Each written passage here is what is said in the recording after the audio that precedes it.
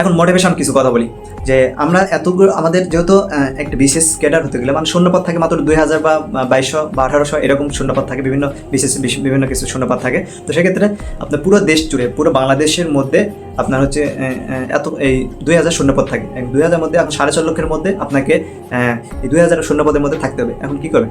এতগুলোর মধ্যে কি আপনি হতাশ হয়ে যাবেন বা আপনি নার্ভাস হয়ে যাবেন? এটা হওয়ার কিছু নেই।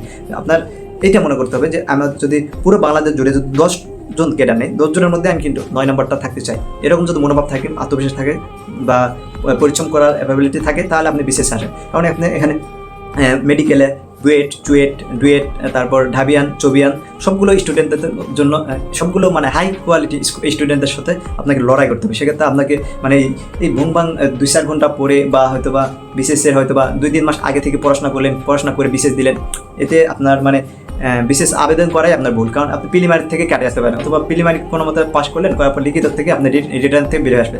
তো তাই আপনি যখন বিশেষ প্রিপারেশনটা নেবেন, সর্বনিম্ন এটা 2-3 বছরের মানে দীর্ঘ একটা বিশেষ প্রিপারেশন নিয়ে তারপর মাঠে আসবেন আর ফুল কনফিডেন্স নিয়ে আসবেন। আর মনে করতে হবে যে এখানে পুরো বাংলাদেশের সাথে আপনাকে লড়াই করে আপনাকে 2000-এর মধ্যে থাকতে হবে। এখন এইরকম মনোভাব নিয়ে আপনাকে পড়াশোনা চালিয়ে যেতে হবে। এরকম যদি মানসিকতা থাকে আর যদি কনফিডেন্স থাকে আর যদি মনের মধ্যে যদি আত্মবিশ্বাস থাকে, তাহলে এখানে বিশেষ নিয়ে আপনি গবেষণা করুন বা পড়াশোনা করুন বা স্বপ্নে রাখুন, যা ইচ্ছে করতে পারেন।